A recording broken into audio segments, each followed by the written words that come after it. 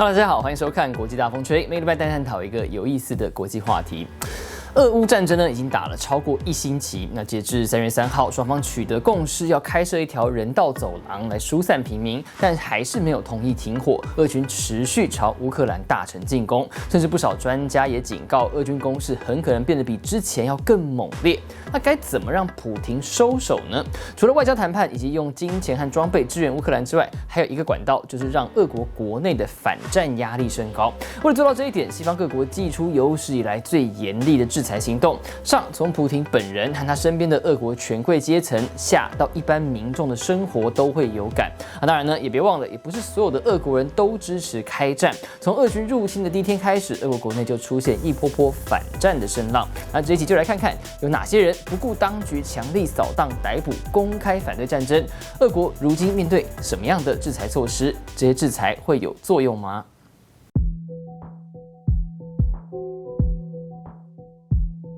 俄国人支不支持出兵呢？根据 CNN 在2月初的民调，也就是当局还没有承认2个乌东共和国主权，也还没发动所谓特殊军事行动之前，有50%的受访者同意，为了避免乌克兰加入北约，俄国可以采取军事行动。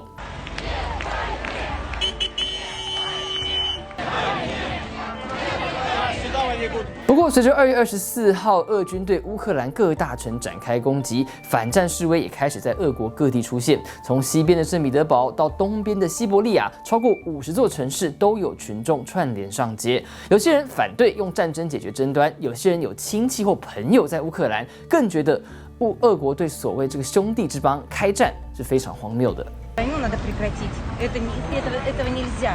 Это безумие, то, что сейчас происходит. Мы должны все вместе кричать «нет войне» и все выходить на улицы, потому что по-другому нельзя. По-другому мы Россию потеряем. 然而，各地政府表示，这些游行未经核准已经是违法行为，因此实施强烈的扫荡和驱离。根据专门监督警方的民间团体 OVD Info 统计，截至3月4号，遭到逮捕的人数已经累计超过8000人。除了一般的民众之外，俄国的政界、体坛、演艺圈更有不少人公然表达反战的立场。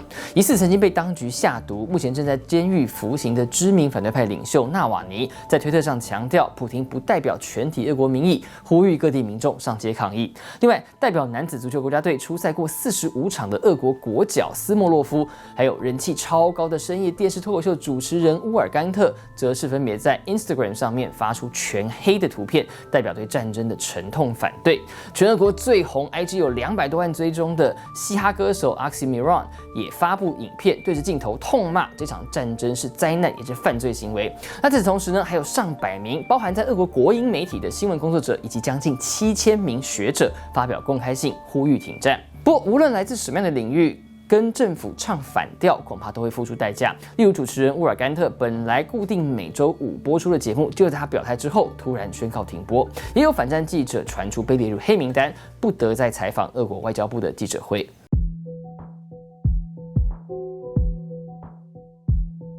那除了直接的民意之外呢，西方各国更希望一系列经济制裁能够迫使俄国高层放弃战争。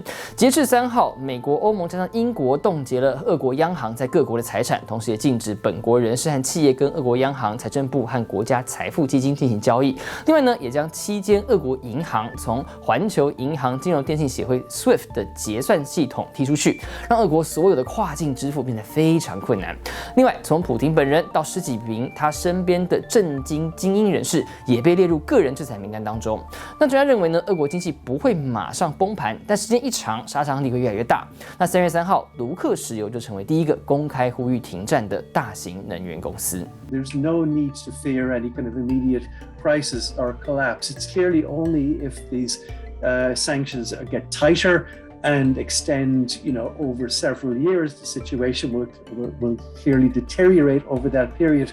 But over the short to medium term, for most of this year, there really isn't any risk for any financial instability. 话虽如此，一般俄国人已经开始感觉到制裁的威力了。随着卢布重重贬值，民众的血汗钱等于直接变薄。俄国各大城市接连几天也出现在提款机前面大排长龙，抢着把卢布和外币提领出来的景象。另外，也有商家提前宣告药品、电子产品、家电商品即将涨价。各大超市也有部分的消费者开始扫货，就怕民生物资出现短缺。Все основные продукты, из которых мы вообще готовим нашу продукцию, они подверглись повышению в цене на 30-40%. Вчера буквально целый день мы получали письма от всех наших поставщиков. 那除了经济制裁之外呢，各种国际体育活动也开始封杀俄罗斯和白罗斯，而这也会让民众相当有感。例如，北京冬奥之后登场的北京帕运，就在开幕前紧急宣布，由于各国强烈反弹，甚至考量到选手村内的安全状况，决定禁止俄白两国选手出赛。With this in mind, and in order to preserve the integrity of these games and the safety of all participants, we have decided to refuse the athlete entries from RPC and NPC Belarus. To the para-athletes from the impacted countries, we are very sorry that you are affected by the decisions that your government took last week in breaching the Olympic truce. 另外，像国际篮总 FIBA、国际网协 ITF， 还有国际足总 FIFA 等跨国体育组织，也先后宣布俄白两国无限期禁赛，让本来在3月底有机会挤进2022卡达世界杯决赛圈的俄国，直接跟今年全世界最大的体育盛事说拜拜。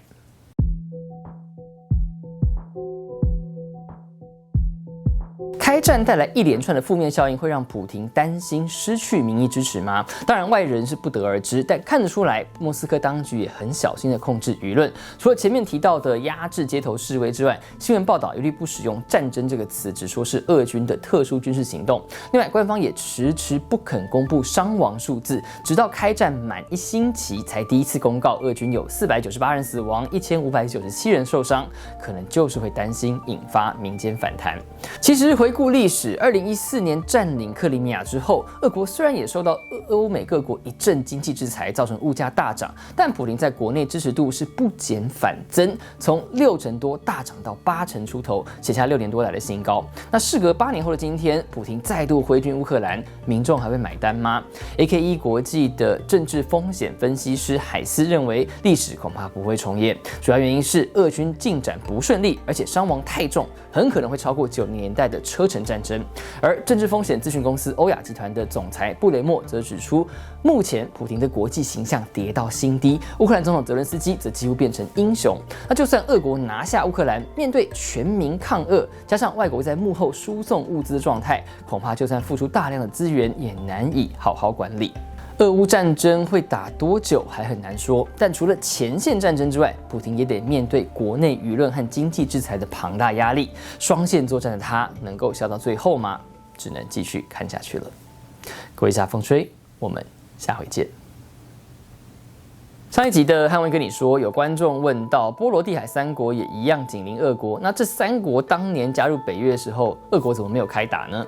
其实2004年北约正式让波罗的海3国加入之前，俄国的反应也是蛮激烈的哦，跟这一次乌克兰一样，表示这样已经踩到俄国的红线了。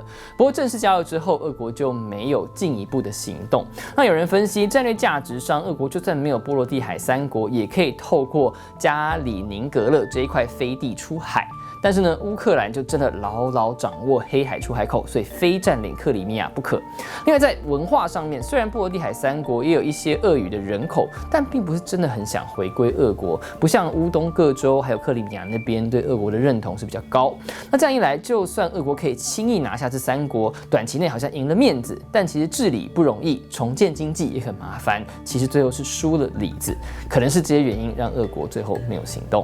那本期节目呢，由世界展望会赞助。乌克兰危机迫使很多孩子和妇女逃离家乡，他们正面临身心健康受创、失去亲人和家人被摧毁的风险。世界展望会已经在罗马尼亚等乌克兰邻近国家为难民儿童和家庭提供紧急援助。如果你也想为他们尽一点心力，国际大风吹邀请你响应是台湾世界展望会的乌克兰难民儿童救援计划。那更多的资讯呢，请到世界展望会的官网查询。最后呢，要感谢所有付费支持我们的频道会员，特别是每一位干爹干妈等级的会员。如果你还不想加入，但喜欢今天的影片，记得按赞、订阅、开启小铃铛，接收所有通知，才不会错过最新的影片喽。